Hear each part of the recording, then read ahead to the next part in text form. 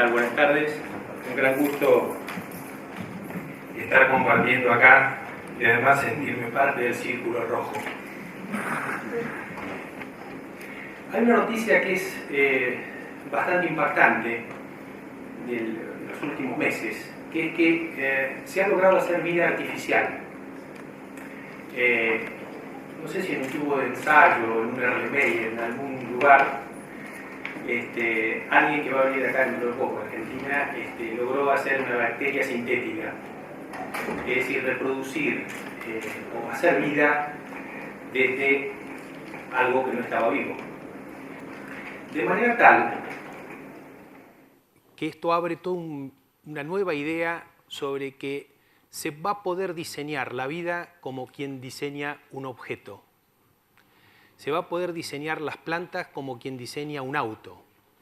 Y de alguna manera hacer que las plantas funcionen de manera que nosotros querramos.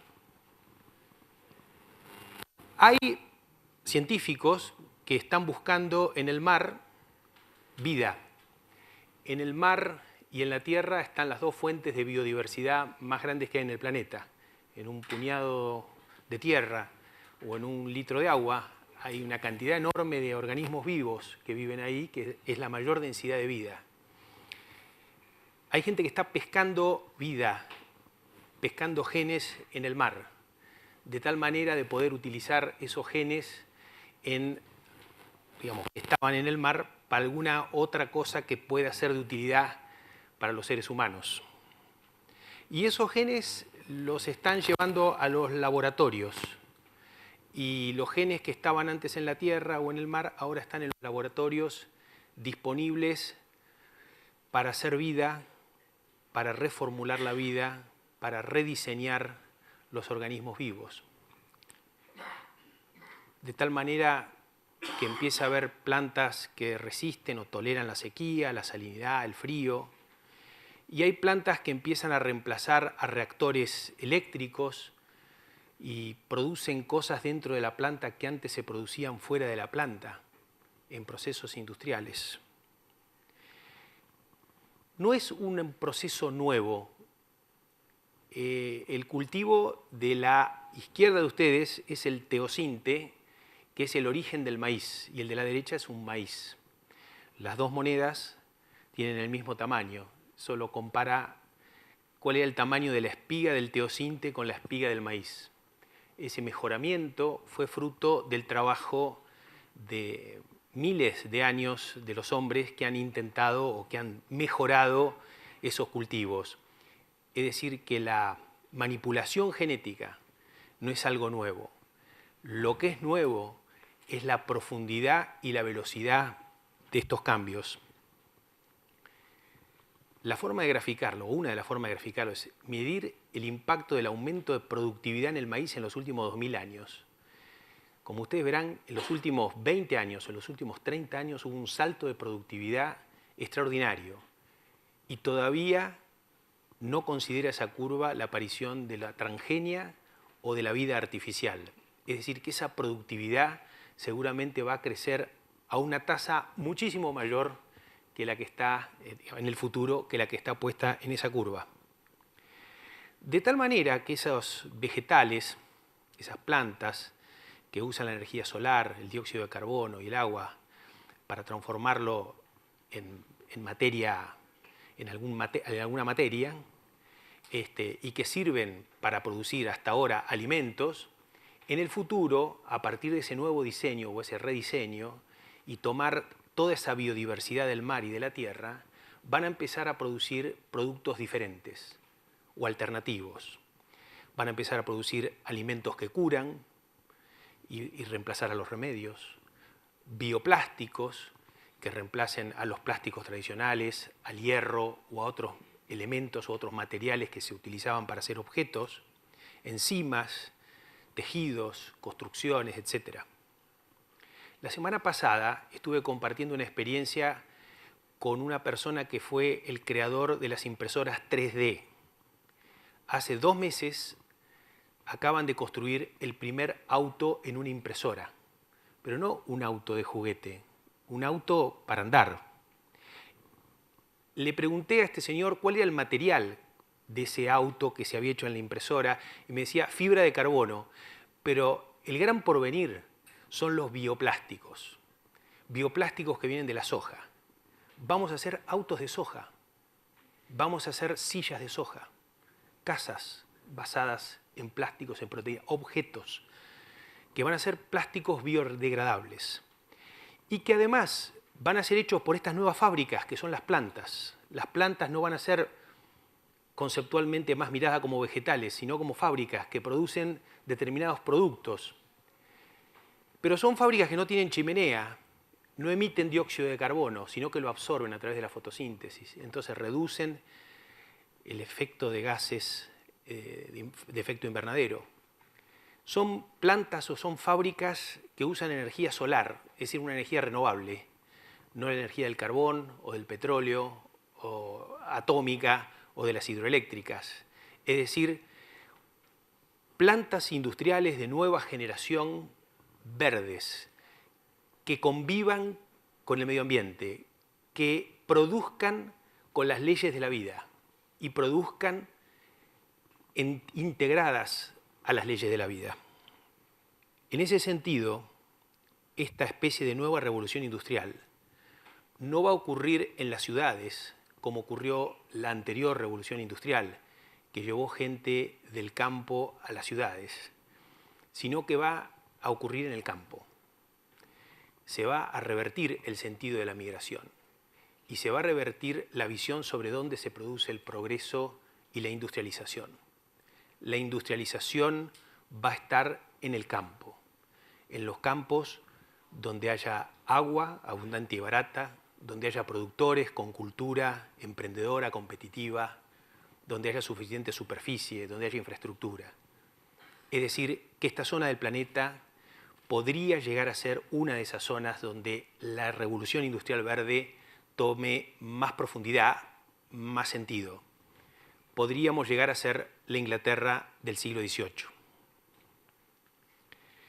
Las bases sobre las cuales se producen en el campo, que ya están estructuradas desde hace algunos años, pero que se van a profundizar en los próximos, una de ellas es la siembra directa. Siembra directa es sembrar sin labrar.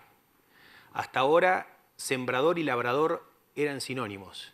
Ahora, sembrador es lo opuesto de un labrador. Durante muchos años, durante 5.000 años de agricultura, el hombre ha gestionado el deterioro. Hemos tratado de reducir el deterioro, pero no lo hemos podido impedir. A partir de la siembra directa es posible impedir el deterioro y mejorar el suelo con los usos. Por primera vez en la historia de la humanidad podemos decir que le vamos a entregar a nuestros hijos suelos mejores que los que nos entregaron nuestros padres. Pero además de la siembra directa, la semilla ya va a ser vista conceptualmente no como un organismo vivo, sino casi como un chip, porque va a estar cargada de genes con la información necesaria para que esa planta nueva produzca lo que nosotros querramos. Y esa semilla no vendrá sola con genes, vendrá recubierta de moléculas químicas nuevas que la protejan, vendrá recubierta de microorganismos que permitan mejorar la relación de esa planta con el entorno, con el suelo, con el aire, y reducir así el uso de agroquímicos, de fertilizantes, y darle más vitalidad a esas plantas. La otra herramienta es que a partir de las tecnologías nuevas, de los drones, de los satélites, vamos a poder tener un nivel de información que antes no teníamos. La agricultura basada en estas tecnologías es a la agricultura lo que el microscopio fue a la medicina. Cuando se descubre el microscopio, los científicos empezaron a ver cosas que antes no podían ver y entonces pudieron impactar desde el punto de vista del conocimiento mucho más profunda y específicamente. La agricultura de precisión va a permitir que los agrónomos y quien gestionemos este proceso veamos cosas que antes no veíamos y entonces en lugar de tratar grandes superficies de tierra en forma homogénea, vamos a poder tratar a cada metro cuadrado con su particularidad, con su diferencia. como los espaguetis del video de hoy. No hay una forma ideal de producción. Cada metro cuadrado va a tener su forma específica de producción. Y eso va a ser mucho más eficiente el uso de la energía. Vamos a ser mucho más eficientes en el uso de la energía. Vamos a impactar menos sobre el medio ambiente. Todo esto converge con la revolución tecnológica de las tecnologías de información y comunicaciones. Vamos a poder tener esa información sin límite de tiempo y sin límite de espacio. Permítanme mostrarle un video sobre lo que está pasando hoy en el campo.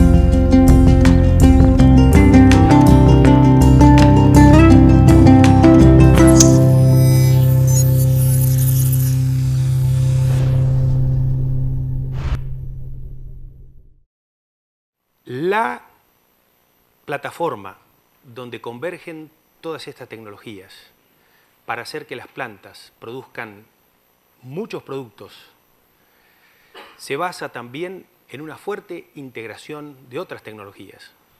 La robótica, la electrónica, la metalmecánica, la biotecnología, la microbiología, la química, la nanotecnología.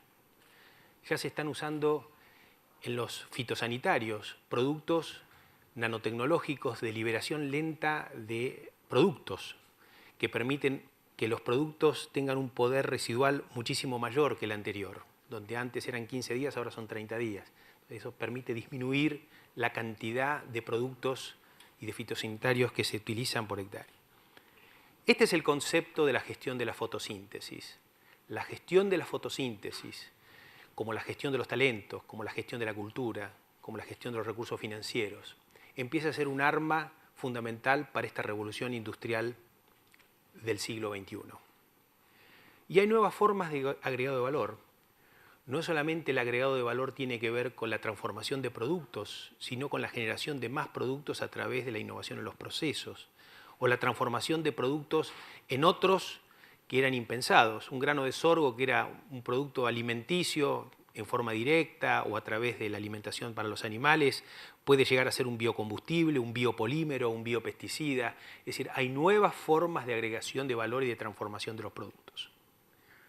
Y esto se va a ver en ecosistemas que van a trabajar en forma mucho más integrada, como decía hoy, con las leyes de la vida, integrado a la vida.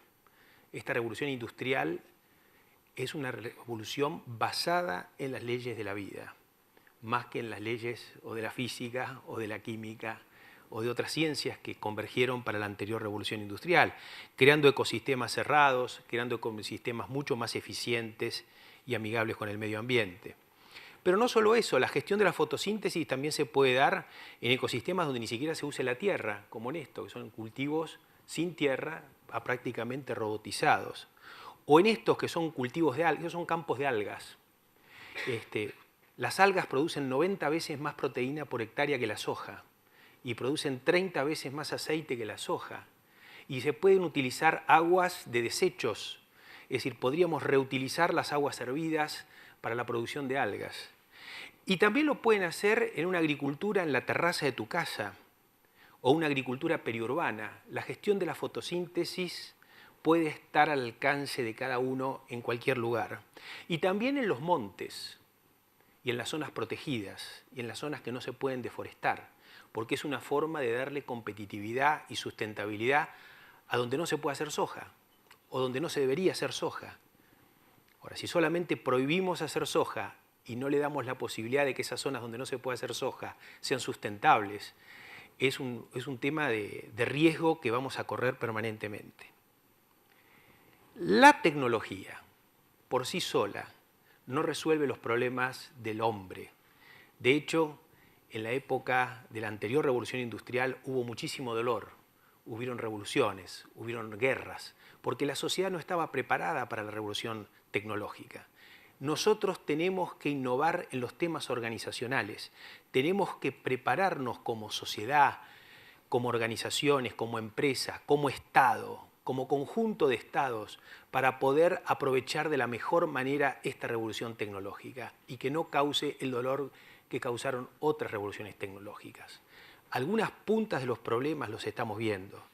El dolor que causa la mayor diferencia entre ricos y pobres es una de esas puntas. Y eso está basado en que hay sectores que se suben y se adaptan mucho más rápidamente a la tecnología que otros, y esos se enriquecen más que los que no lo hacen. A través de distintas innovaciones organizacionales, la sociedad tiene la posibilidad y tiene la urgencia de estar preparados para este nuevo cambio tecnológico. Necesitamos empresas de este tiempo, Estado de este tiempo, trabajadores de este tiempo que nos preparen para esto. Y hablando de trabajadores, se necesita nuevo liderazgo. No líderes, liderazgo. El liderazgo es un sistema. Es un sistema, ¿por qué? Porque no hay una sola persona que pueda entender en su totalidad por sí sola la complejidad del mundo que viene. Requiere trabajar con otros complementarios, interdependientes y crear equipos que puedan entender mejor esta complejidad. Con algunas competencias nuevas que hay que desarrollar, esta sociedad requiere mayor integración al mundo. Integrarse al mundo requiere conocer cultura, requiere gestionar esa cultura. Para gestionar cultura tenemos que saber religión, tenemos que saber historia, tenemos que saber idiomas, varios idiomas, porque si no, no podemos gestionar la cultura. El primer paso para conocer la cultura del otro es conocer su idioma. La gestión de la fotosíntesis es una parte del problema, fundamental, porque va a traer cambios sustantivos en el vínculo con el medio ambiente, en los problemas de seguridad alimentaria y el problema de resolución de pobreza en las áreas rurales. Y va seguramente a ser una herramienta, un concepto, una idea, un proceso, un sistema que ayude a generar bienestar y progreso. Pero el objetivo nuestro no tiene que ser la revolución industrial por sí mismo o la gestión de la fotosíntesis por sí mismo. Lo que está de atrás es el propósito, y el propósito es generar una sociedad con bienestar y con dignidad. Es decir, una sociedad con gente más libre, más autónoma, más empleable, más emprendedora, más solidaria, más saludable. Y en ese camino estoy personalmente y estamos los que trabajamos en este tema. Muchas gracias.